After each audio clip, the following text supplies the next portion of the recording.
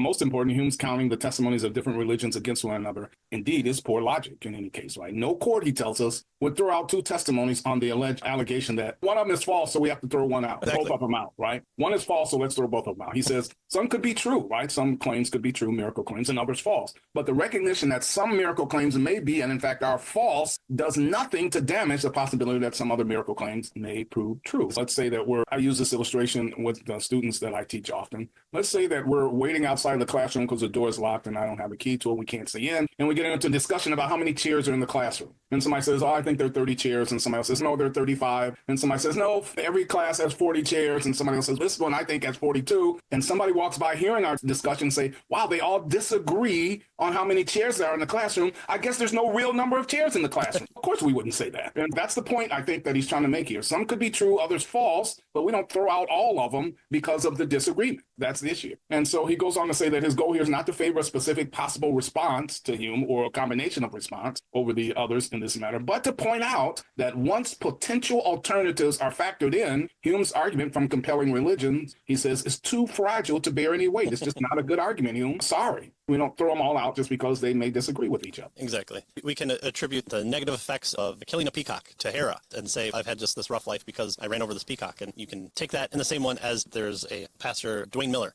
who he had a voice issue. And he's sitting there and he's preaching. And during his preaching on the sovereignty of God, all of a sudden his voice cracks and then gets better all of a sudden. And it's on audio tape. And he attributes it to a miracle. Combining those two together, it does a disservice to both of them, right? So not taking a look at one and not taking a look at the other and just lumping them together to dismiss them, it does a disservice to that inductive approach that at least Hume is claiming to try and make. Instead, we kind of looked at, that's not the case what he's doing, but taking those two cases in equal fashion does a disservice to both of them. By the way, he's already argued we can't trust induction anyway.